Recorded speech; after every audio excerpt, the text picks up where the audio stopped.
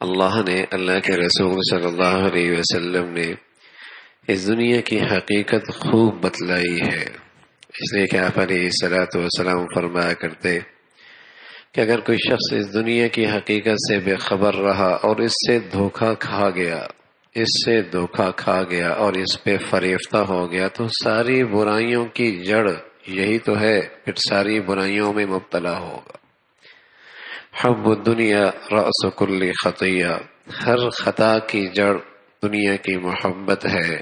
دنیا کی جاہ، دنیا کا مال، دنیا کی زمین، دنیا کا زر، دنیا کی زر زمین زن، سارے جھگڑوں کی بنیاد ہے. زر زمین زر سارے جھگڑوں کی بنیاد ہے. جاہ، شہرت، عہدے، منصب، یہ سارے فساد کی بنیاد ہے. دنیا ہی تو ہے. حب الدنیا رأس کل خطیہ. تو اللہ نے، اللہ کے رسول صلی اللہ علیہ وسلم نے اس دنیا کی حقیقت خوب بتلائی ہے. کبھی تو آپ علیہ الصلوۃ والسلام اپنے ساتھ اٹھنے بیٹھنے والوں کو مختلف انداز سے مثال دیا کرتے. راستے میں گزر رہے ایک مرا ہوا جانور پڑا ہوا ہے، جس کی ہڈیاں، جس کا گوشت کا حصہ، جس کے جسم کے بال بکھری ہوئی ہیں، جسم سے علیحدہ ہیں. فرمایا کہ اسے کون اپنے گھر میں لے جائے گا؟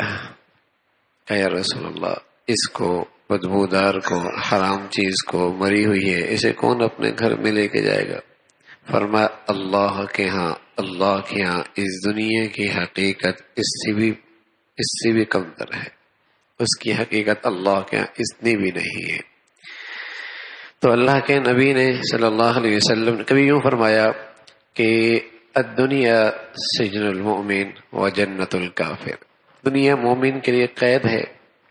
کوئی جیل میں رہنے والا کتنا ہی وی آئی پی اور تمام سہولیوں سے میسر ہونے کے باوجود بھی جیل میں رہنے والا چاہتا ہے گھر چلا جاؤں.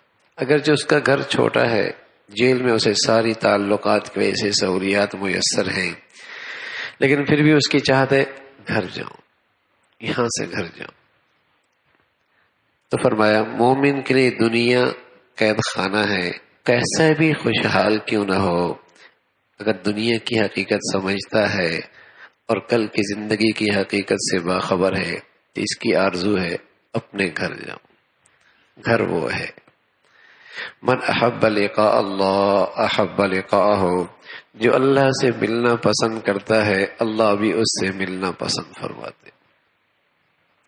تو اللہ کے نبی صلی اللہ علیہ وسلم نے اس دنیا کی حقیقت خوب کھولی ہے. حضرت علی فرمایا کرتے تھے دنیا تو کتنی بن صبر کے کیوں نہ آئے، میں تو اس سے دھوکہ کھانے والا نہیں ہوں.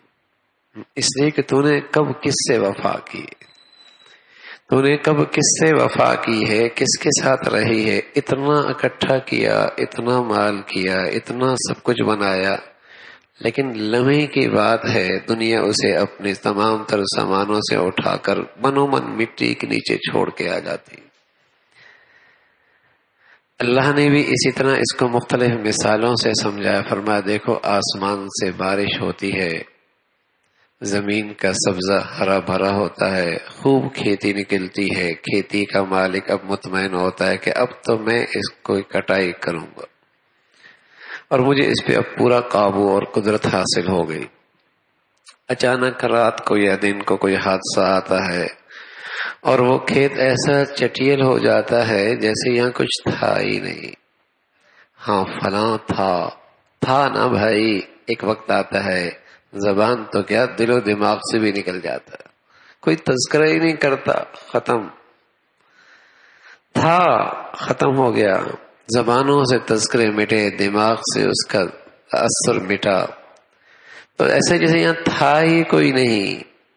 فرمایا اسی طرح انسانی زندگی ہے، یہ دنیا ہے کہ بظاہر بڑا خوشنما لگتا ہے، وہ کھیت بڑا ہرا بھرا اور زمین اپنی پوری زیبائش اور خوبصورتی حاصل کر لیتی ہے، لیکن اگر اس پہ کوئی حادثہ آ جائے، آفت آ جائے، تو ایسا جیسے یہاں کچھ تھا ہی کوئی نہیں، یا پتہ نہیں کیا تھا.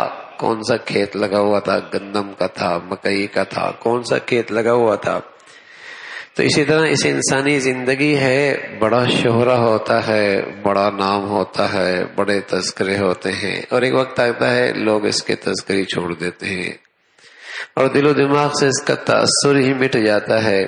فرمایا یہ دنیا کی حقیقت ہے۔